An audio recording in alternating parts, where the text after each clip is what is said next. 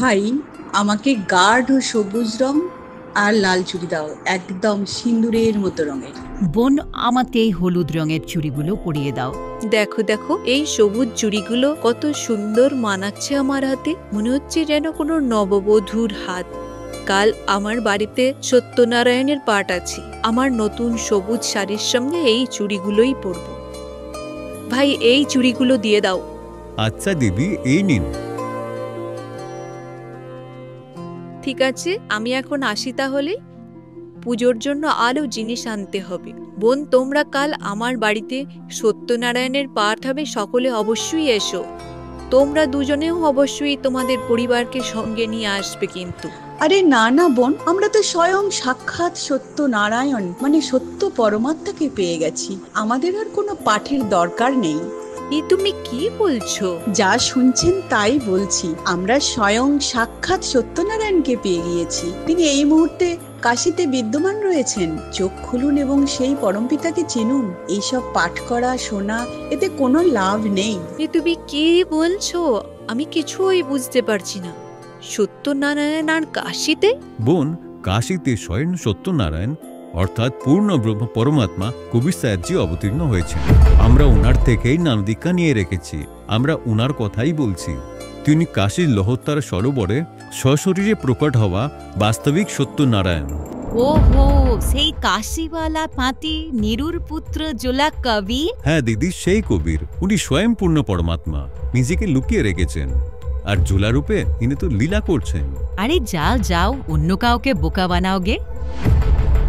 তোমার মাথা খারাপ হয়ে গেছে।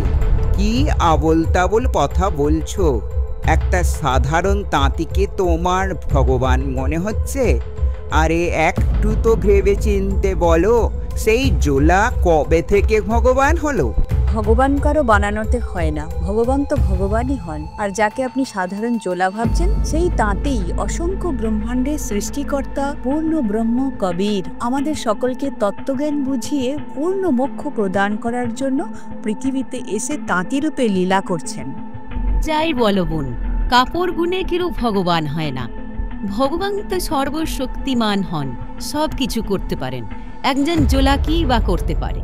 তিনি তো স্বয়ং ভগবান, তিনি সব কিছু করতে পারেন। বোন, আমাদের গুরুজি ভগবান কবির সাহেবজি সর্বশক্তিমান। আর নিজের জ্ঞানচক্ষু খুলে দেখুন, তার সমর্থতার অসংখ্য প্রমাণ প্রত্যক্ষভাবে সামনে দেখতে পাবেন। এ তো সবাই জানে যে দিল্লির বাদশাহ সিকান্দার লোধির জ্বলনের রোগ ছিল, কোথাও কারো কাছে ঠিক হচ্ছিল না। ওটা আমাদের গুরুজি কেবল আশীর্বাদ দিয়েই ঠিক করে দিয়েছেন। আমাদের গুরুজি এতটাই শক্তিমান যে সিকান্দার লোধি ওনার পরীক্ষা নেওয়ার জন্য যখন গর্ভবতী এক গাভীকে মাঝখান দিয়ে দুভাগ করে কেটে ফেলেছিল, তখন হাজার হাজার লোকের সামনে গুরুজি সেই গাভীকে তার বাছুর সহজীবিত করেছিলেন। গাভীটি দুধের বালতি পড়ে দিয়েছিল। যখন সিকান্দার লোধি স্বামী রামানন্দজিকে হত্যা করেছিলেন, তখন তাকেও গুরুজি জীবিত করে দিয়েছিলেন। এক কামাল নামের মৃত ছেলেকে জীবনদান করে নিজের কাছে রেখেছেন। আর মুসলমানদের ধার্মিক পীর শেখ তকির মৃতকন্যা কবরে চাপা ছিল, তাকেও জীবিত করেছেন। আরে থামো থামো, তোমাদের নিজেদের কাছে তো এক দানা অন্ন নেই। আর তোমরা বলছো যে তোমাদের গুরুজি এত সক্ষম। যদি এতই সক্ষম হতেন, তবে তোমাদের ঘর কেন ভরে দেননি? কেন তোমরা এক দু পয়সার জন্য ঘুরে ঘুরে বেড়াও? তোমাদের গুরুজির কাছ থেকে তোমাদের নিজেদের কি লাভ হয়েছে যে তোমরা আমাদেরকে শিক্ষা দিচ্ছ? চুপ করো আর নিজের কাজ করো।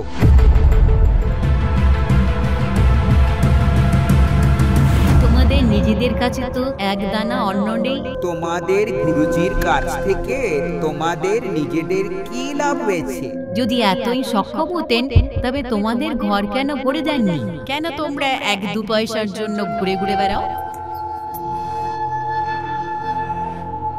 সত্যি আমাদের কাছে তো এক আনাও নেই, সময় মতো খাবারও জোটে না। কিন্তু আমাদের গুরুজির মধ্যে কোনো খামতি নেই। গুরুজি তো পূর্ণ সমর্থ। গুরুজি তো অবশ্যই পূর্ণ, হয়তো আমরাই তার কৃপার যোগ্য নই। আমাদের পাপকর্মে এত বেশি, তাই তো আমরা এত দরিদ্র।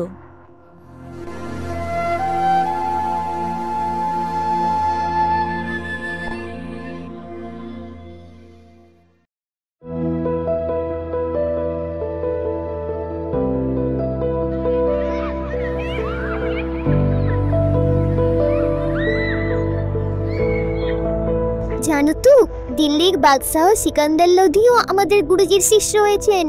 বড় বড় রাজা কাশীর নরেশ, বীরদেব সিং বাঘেল, মগধের রাজা বিজলি খান পাঠান সবাই গুরুজির সামনে মাথা নত করেন।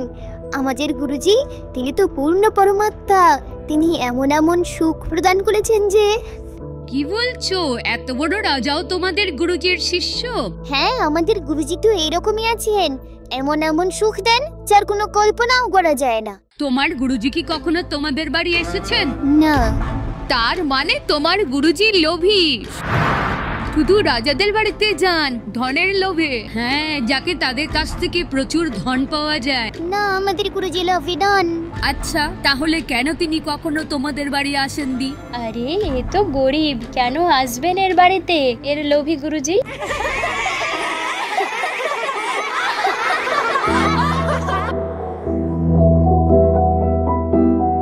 তোমার গুরুজি কি কখনো তোমাদের বাড়ি এসেছেন? তার মানে তোমার গুরুজি লোভী, শুধু রাজাদের বাড়িতে যান ধনের লোভে। আরে এ তো গরিব, কেন আসবেন এর বাড়িতে, এর লোভী গুরুজি?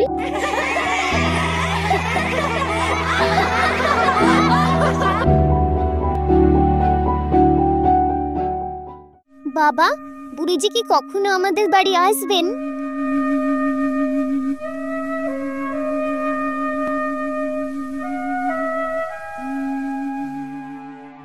বাবা, গুরুজি তো আমাদের বাড়িতেই আছেন। যখন থেকে আমরা ভগবানের সাথে যুক্ত হয়ে গেছি তখন থেকেই তিনি সব সময় আমাদের সঙ্গে থাকেন। তিনি প্রতি মুহূর্তে আমাদের সাথে আমাদের বাড়িতেই থাকেন। হ্যাঁ মা, আমি জানি, কিন্তু গুরুজি সাথে রয়েছেন, তবে কাউকে তো দেখা দেন না। আমি পাড়ার ছেলেদের দেখাতে চাই। পাড়ার ছেলেরা শুধু বলে যে তোমার গুরুজি লোভী, শুধু রাজাদের বাড়ি যান, তোমাদের বাড়িতে তো কখনো আসেন না, কারণ তোমরা গরিব।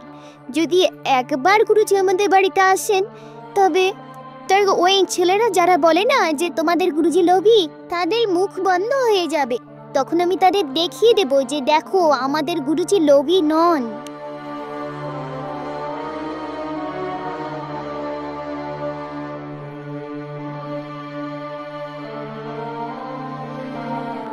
বাবা, ভক্তদের সমাজের কথায় কান দেওয়া উচিত নয়। আমাদেরকে গুরুজির জ্ঞানকে ভিত্তি করে চলা উচিত। আর গলির বাচ্চারা, ওরা তো ছোট, অবুঝ, তারা গুরুজির সম্পর্কে কিছুই জানে না। আমাদের গুরুজির লোভী নন। রাজা হোক বা দরিদ্র, তার দৃষ্টিতে সবাই সমান। ওসব তো ঠিক আছে, কিন্তু শুধু একবার যদি গুরুজি এসে যান না, ব্যাস তারপর তো।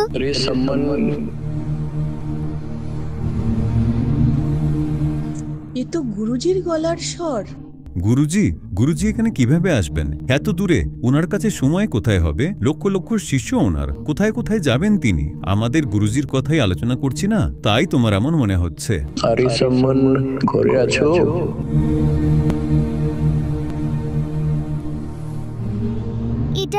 এটা সত্যিই গুরুজির গলার আওয়াজ। গুরুজিই তো।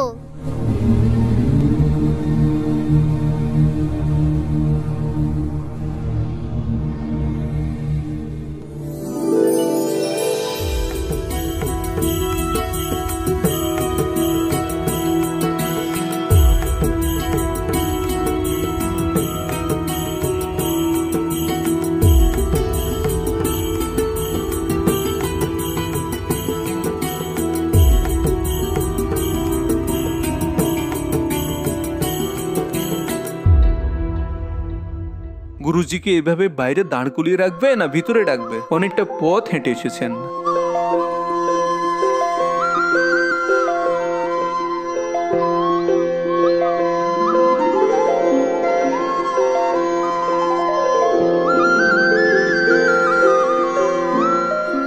ভগবান, ভোজনের কথা কিছু বলুন। এখন খাবেন না কিছুক্ষণ পর? হ্যাঁ, খিদে তো পেয়েছে, এতটা পথ হেঁটে এসেছি, ব্যবস্থা করে দাও, ভোজন করব।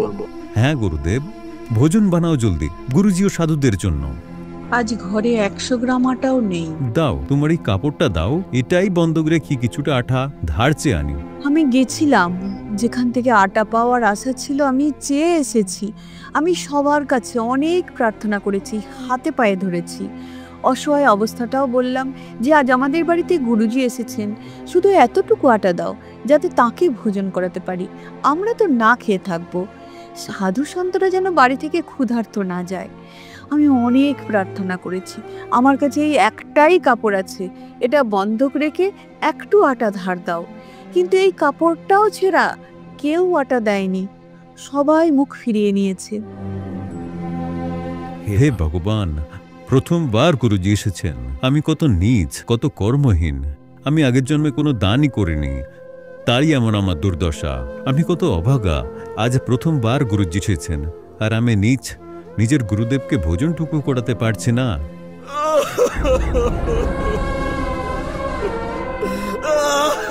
কিন্তু না, সন্তরা আর গুরুজি শুনে নেবেন। কি ভাববেন ওনারা যে আমরা এসেছি তাই বিরক্ত হয়ে কাঁদছে? হিম্মত রাখো, আর কিছু একটা উপায় ভাবো। আজকের এই দুঃখ সম্মানের জন্য সবচেয়ে বড় দুঃখ ছিল। পরিস্থিতির ও অসহায়তার কাছে আজ সম্মান ভিতর থেকে ভেঙে পড়েছিল। কারণ গুরুজি, যিনি তার জীবনের সবচেয়ে বেশি পূজ্য এবং প্রিয় ভগবান, আজ তিনিই বাড়িতে এসেছেন এবং তাকে ভোজন করানোর মতো সম্মানের কাছে কিছুই নেই। তুমি গুরুজিকে বলো ভগবান সকালে ভোজন করাবো, তিনি অন্তর্যামী, সব জানেন, অবশ্যই বুঝবেন। আর সকালে খাবার কোথা থেকেই বা আনবো? সকালে কি বলবো? বাবা ছেলে দুজনে গিয়ে রাতে চুরি করে আনো, আর কোনো উপায় নেই। মা, এ তুমি কি বলছো? চুরি? মা, গুরুজি তো রোজ সৎসঙ্গে বলেন যে চুরি করা উচিত নয়। তুমি আর বাবাও তো সব সময় আমাকে এটাই বলতে যে না খেয়ে মারা যাবো তবু ভালো, কিন্তু কখনো চুরি করা উচিত নয়। যে চুরি করে সেই ব্যক্তি কখনোই সফল হতে পারে না, তার সর্বনাশ হয়। সে তো মহা অপরাধী ব্যক্তি যে চুরি করে। আর আজ আমি তোমার মুখ থেকে শুনছি যে চুরি করে আনো। মা, এর চেয়ে তো আমরা না খেয়ে মরে যাই, সেটাই ভালো। আমরা গুরুজিকে ভোজন করাতে অক্ষম, গুরুজির সামনে হাত জোর করে বলে দেব। বাবা, আমার কথা শোনো, তোমার কথা একদম ঠিক। চুরি করার পরিণাম খারাপই হয়, সর্বনাশ হয়। কিন্তু বাবা, আমরা এই নগরে অনেক দিন কাটিয়েছি, এখানকার অন্ন জল খেয়েছি, তাই এই নগরের ঋণ আমাদের উপর রয়েছে। এই নগরের লোকেরা আজ জেনে বুঝে সাহায্য করছে না। 2-3 কেজি আটা দেওয়া কোনো কঠিন কাজ নয়। আর এরা তো সবাই বড়লোক, ধনী শেঠ, অনেক পয়সাওয়ালা, কিন্তু আজ এরা আমাদের সাথে জেনে বুঝে এরকম করে মুখ ফিরিয়ে নিচ্ছে। আমরা এদের সামনে গুরুজির অনেক মহিমা গিয়েছিলাম, তাই আজ গুরুজির প্রতি হিংসায় এরা এমন করছে। রোজ বড় বড়াই করতে, ঢোল পিটিয়ে বেড়াতে যে আমাদের গুরুজি এটা করে দেন, আমাদের গুরুজি ওটা করে দেন। তাহলে আজ তোমাদের গুরুজিকে দিয়েই ঘর ভরিয়ে নাও। ভিক্ষা পড়ে বেড়াচ্ছ কেন? হ্যাঁ হ্যাঁ, তোমাদের ঘর ভরে দেবে তোমাদের ভগবান। এই কারণে তারা আমাদের কোনো সাহায্য করতে রাজি হয়নি। বাবা, যদি আজ পরমাত্মা এখান থেকে না খেয়ে চলে যান, তবে এই নগরে আগুন লেগে যাবে। এখন তুই সিদ্ধান্ত নে, এই নগর বাঁচাবি কি না। ঠিক আছে মা, তুমি যা বলবে আমরা তাই করব। বাবা, শুধু 3 সের আটা আনবি, আমরা খাবো না, শুধু গুরুজি আর অতিথিদের খাওয়াবো, তাহলে এই নগর বেঁচে যাবে। এই নগরের লোকেদের মধ্যে ধনের অহংকার ছেয়ে গেছে, ওদের ভেতরের এই অহংকারই ওদের ধ্বংস করে দেবে। সন্ধ্যার সময় সম্মান গুরুজি ও সাধুদের কাছে অত্যন্ত দীনভাবে ভোজনের জন্য ক্ষমা চায় এবং বলেন, ভগবান, সকাল সকাল ভোজন করাবো। ঠিক আছে পুত্র, এক গ্লাস জল পান করিয়ে দাও। জি গুরুজি।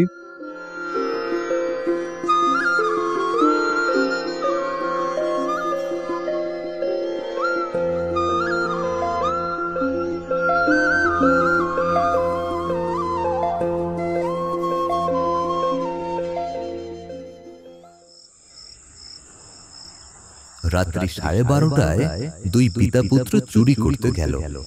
যেখানে চুরি করতে গিয়েছিল সেটা ছিল লালাজির কাঁচা ইটের বাড়ি। ভিতরে ঢোকার জন্য দুজনে একটি ছিদ্র করে নিল, এমন ছিদ্র যার মধ্যে হামাগুড়ি দিয়ে প্রবেশ করা যেতে পারত। সেও, তুই বাইরে থাক, আমি ভিতরে যাচ্ছি। আর যদি লালাজি জেগে যায় তাহলে আমি এই কাপড়ে আটা বেঁধে বাইরে ছুঁড়ে দেব, তুই নিয়ে পালিয়ে যাবি। না বাবা, ভেতরে আমি যাব। যদি লালাজি জেগে যায় আর আমাকে ধরেও ফেলে, রাজামশাইয়ের কাছে পেশ করলে হয়তো রাজা আমাকে বাচ্চা ভেবে ক্ষমা করে দিতে পারেন বাবা, নয়তো এই রাজা চোরদের ক্ষমা করে না, সোজা ফাঁসি দেয়। তাছাড়া তুমি তো বড়, রাজামশাই তোমাকে ক্ষমা করবেন না।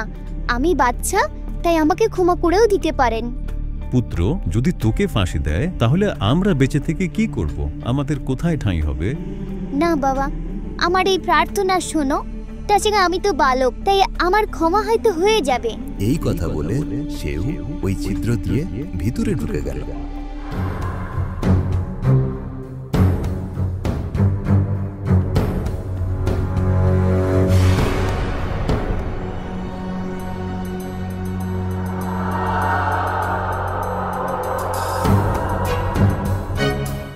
সেও শুধু 3 সের আটা আনবি, তার থেকে বেশি আনবি না। সেও তাড়াতাড়ি প্রায় 3 সের আটা বের করে তার পুরানো ছেঁড়া কাপড়ে বাঁধল এবং চলতে লাগলো।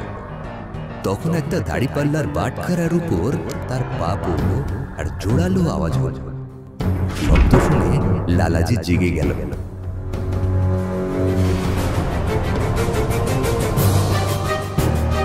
চোর চোর চোর!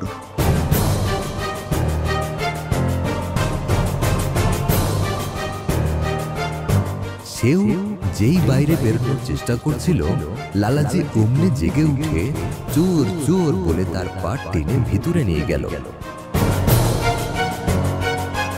সেও ততক্ষণে আটা বাইরে ছুঁড়ে ফেলে দিল এবং বলল, বাবা তাড়াতাড়ি আটা নিয়ে চলে যাও, আমাকে লালাজি ধরে ফেলেছে। সম্মান আটা নিয়ে বাড়ি পালিয়ে এলো। আর ওদিকে লালাজি তার বাড়ির ভিতরেই সেওকে দড়ি দিয়ে খুঁটির সঙ্গে বেঁধে ফেলল।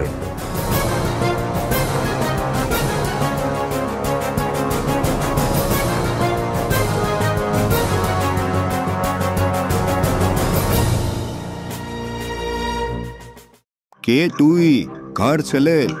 আঙ্কে, আমি সম্মান মনিহারির ছেলে, আমার নাম সেও। ওহো, তুই? আজ তাহলে তোর মুখোশ খুলে গেল। দিনের বেলা তো তুই বড় ভক্ত সেজে ঘুরে বেড়াস, জ্ঞানের কথা বলিস বড় বড়, আর রাত্রে চুরি করিস। কাল সবাইকে বলবো, সবার সামনে তোর আসল রূপ দেখাবো তুই কেমন ভক্ত। লালাজি, আপনি এত রাগ করছেন কেন? আমরা মাত্র 3 সের আটাই তো নিয়েছি। আমাদের বাড়িতে আমাদের গুরুজি এসেছেন, তাকে ভোজন করানো খুব দরকার, কিন্তু আমাদের ঘরে আটা ছিল না। ব্যাস এইটুকুই ব্যাপার।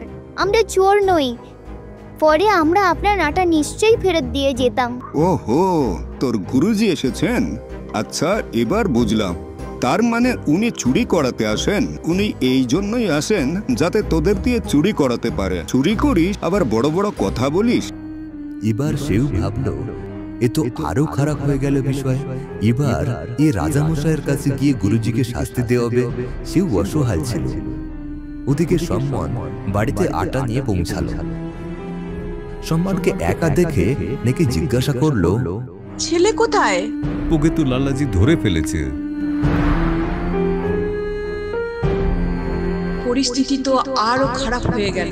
এবার ছেলের পরিচয় খুঁজে বের করবে, আর রাজার সৈনিকরা এখনই 1-2 ঘন্টার মধ্যেই আমাদের বাড়িতে এসে পড়বে। তারপর গুরুজিকে ধরবে আর বলবে যে এ চুরি করায়। এরা তো কখনো চুরি করতো না, আজ এ এসেছে, এই চুরি করিয়েছে, আর শেঠ গুরুজিকে শাস্তি দেওয়াবে।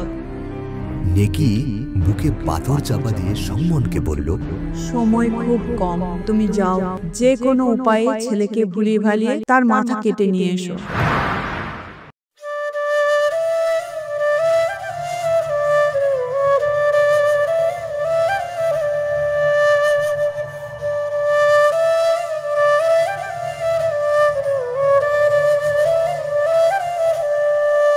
শেঠজিকে বলবে ছেলেকে ছাড়তে হবে না, দড়ি দিয়েই বেঁধে রাখুন, শুধু একটু ঢিলে করে দিন যাতে আমি আমার ছেলের কানে শেষবারের মতো দুটো কথা বলে নিতে পারি।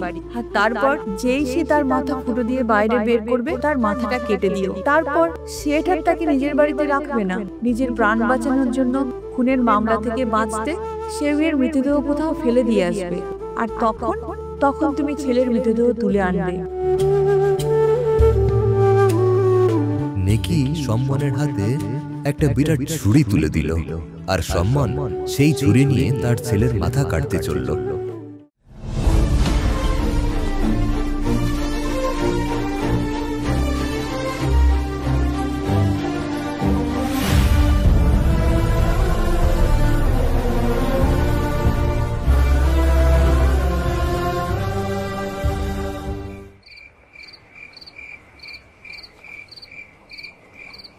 বাবা সেও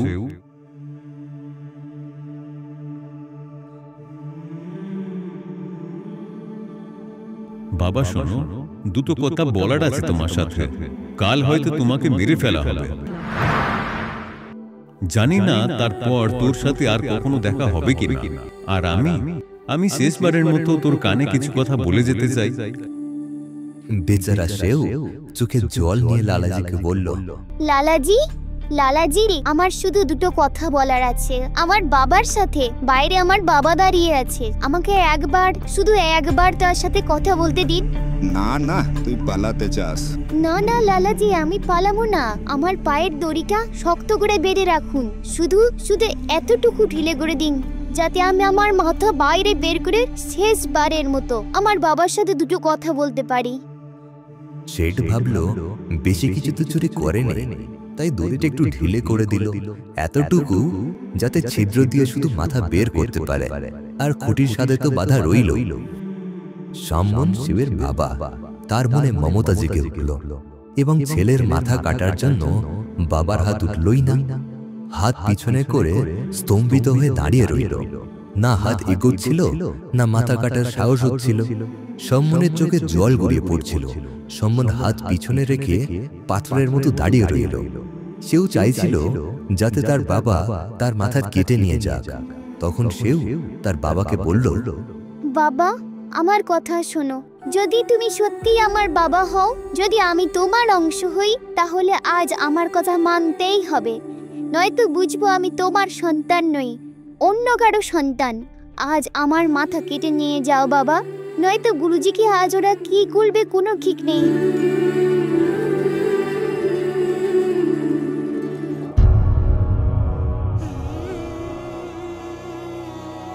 সত্যি আমাদের কাছে তো এক আনাও নেই, সময়ের মতো খাবারও জোটে না, কিন্তু আমাদের গুরুজির মধ্যে কোনো খামতি নেই।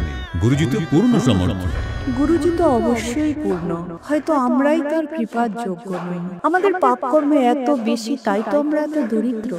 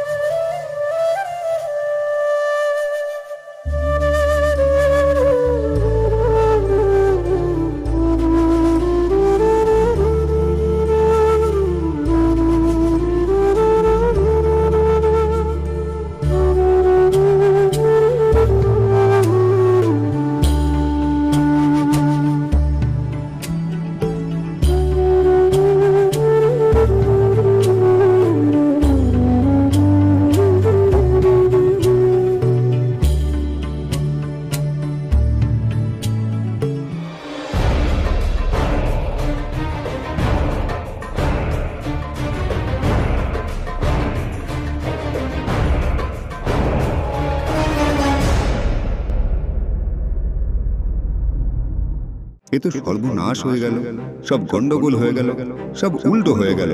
এবার তো খুনের মামলা আমার উপরেই আসবে।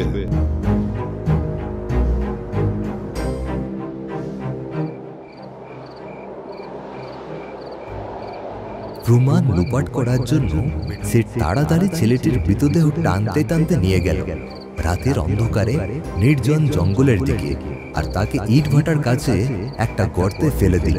তারপর তাড়াতাড়ি বাড়ি ফিরে এসে সেই ছিদ্রটি মাটি বালি দিয়ে মেরামত করতে লাগলো, আর এমন ভাবে ঠিকঠাক করে দিল যেন সেখানে কিছু ঘটেই নেই। এদিকে নেকি চোখের সামনে ছেলের কাটা মাথা দেখে বুকে পাথর রেখে মনে সাহস বাঁধতে বাঁধতে সম্মানকে বলল, বেশি সময় নেই আমাদের হাতে, খুব সাহস করে কাজ করতে হবে, সাবধানে পদক্ষেপ নিতে হবে।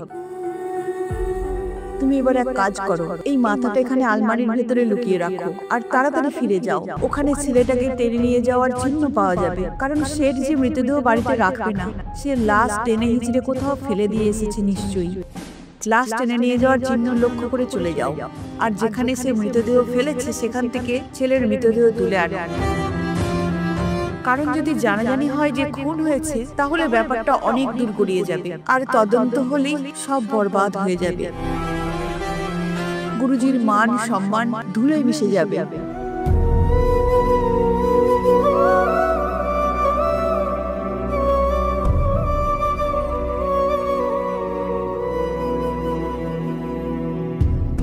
এবার সম্মান যখন গিয়ে দেখল মাটিতে রক্ত টেনে নিয়ে যাওয়ার দাগ ছিল, সেই টেনে নিয়ে যাওয়ার চিহ্ন লক্ষ্য করে গেল আর গর্ত থেকে ছেলেটির মৃতদেহ তুলে আনল।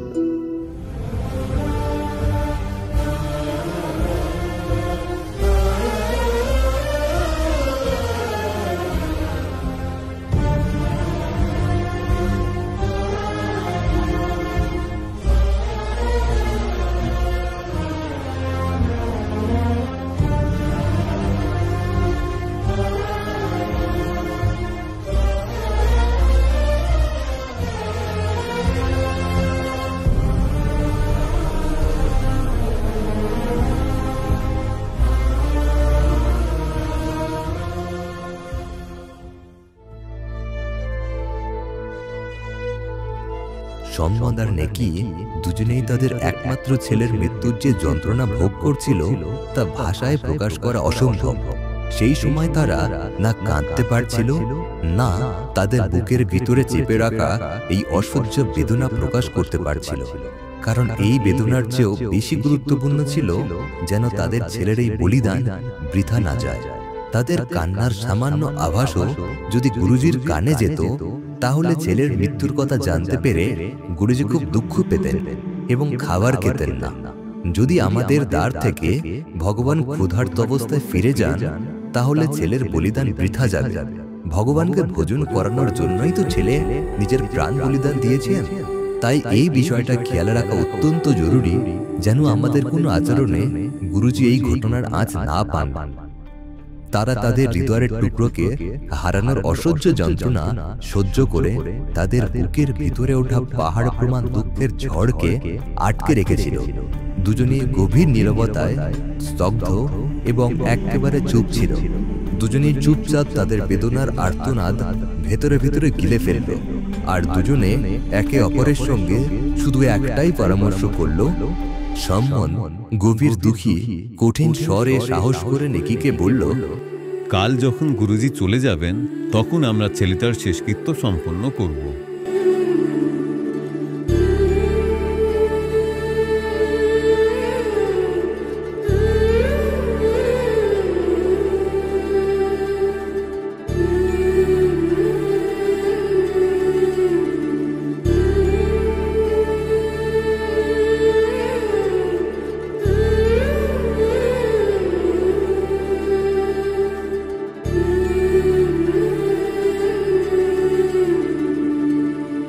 আজকের এই রাতটা তাদেরকে দুঃখজনক বেদনা নিয়েই বাঁচতে হবে।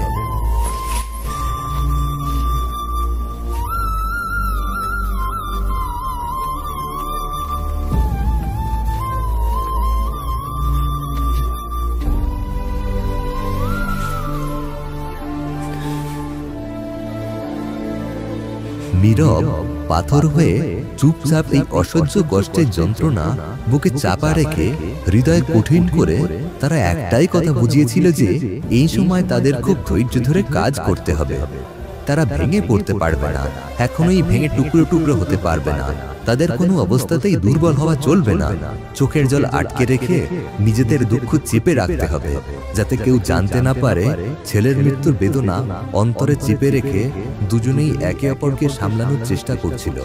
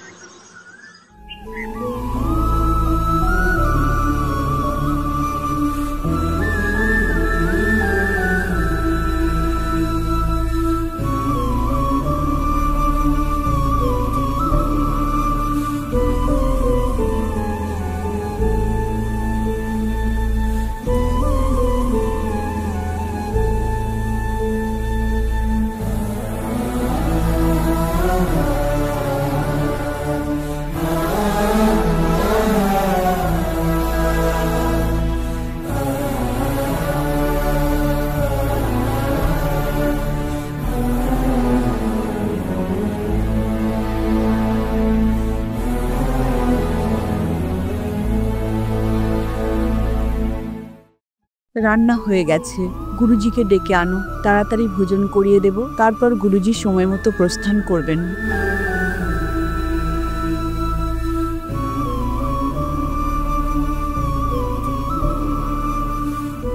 দুজনে ভেবে রেখেছিল যতক্ষণ গুরুজি আছেন চোখে জল আসতে দেবে না, যাতে গুরুজি বুঝতে না পারে। তারপর গুরুজি চলে যাওয়ার পর বসে কাঁদবে। সম্মন কবির স্যারকে ভোজনের জন্য ডাকতে গেল। নেকি তাদের তিনজনের জন্য 3টে পাত্রে অর্থাৎ 3টে থালাতে যত খাবার বানানো ছিল সব বেড়ে দিল।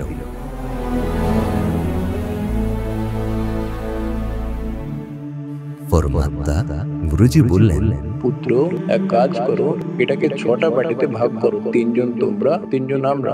মহারাজজি, আমরা পরে খেয়ে নেব, আপনারা খান। না, প্রসাদ বানাবো ভাই, সবাই খাবে, বসে পড়ো। গুরুদেবের বেশি জোর করাতে সমস্ত ভোজন তারা 5টা পাত্রে সমান ভাগে ভাগ করলেন এবং পরমাত্মা প্রেমপূর্বক সবাইকে বললেন, 5টাতে নয় 6টাতে করো ভাই। ওনারা ওই ভোজনটিকে 6টি পাত্রে ভাগ করে দিল। 5 জন তাদের সামনে রেখে বসে পড়ল। নেকি আর সম্মান গুরুজিকে জানাতে চাইছিল না যে তাদের ছেলে আর নেই। দুজনেই মনে মনে ভেবেছিল, আমরা এই বিষয়ে গুরুজির সামনে কোনো কথা তুলব না, আর যদি গুরুজি জিজ্ঞাসা করেন তাহলে বলবো আগে কোথাও খেলতে চলে গেছে হয়তো। গুরুজি তো অন্তর্যামী ছিলেন, তিনি কিচ্ছু জিজ্ঞাসা করলেন না আর বললেন, आओ सेव जीम लो, ये प्रसाद प्रेम, शीश कटते चोरों के प्रसादा को नितक सेम।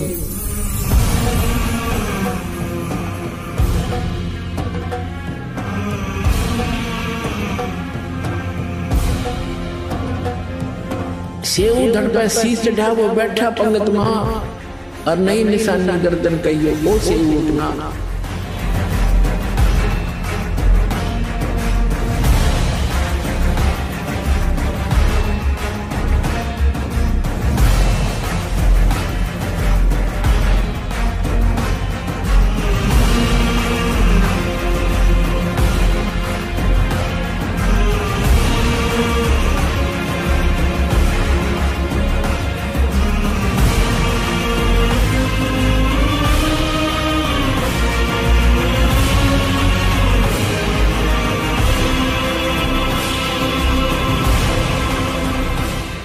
সৎ সাহেব, বাচ্চারা এই সত্যি করে মেনে নিও, এই সমর্থে শরণ গ্রহণ করা কোনো বাচ্চাদের খেল নয়। लखबर सूरा दूध ही लखबर सावत दे, लखबर यदि जहान तो सत्सु सत्सु। আপনারা সেও সম্মানের মতন কোরবানি করে রেখেছেন। আপনারা অনেক ভালো। আপনারা এক যুগে নয় কত যুগে করে রয়েছে এমনই। এই জন্মে কিছু করেছো, অন্য জন্মে কিছু করেছো, কিছুর মধ্যে করনি, আবার কিছুর মধ্যে করেছো। কিন্তু যখন পরমাত্মা আপনাকে এখানে নিয়ে আসছে মনুষ্য জন্ম দিতে দিতে, আর কলিযুগের এই প্রাইম টাইমে নিয়ে এসে ছুঁয়ে দিয়েছেন, এতে এই দাস জানে কি আপনারা কত পুণ্যাত্মা। অমূল্য হীরা আপনারা ওই পরম পিতার। এই আশীর্বাদকে বজায় রেখো।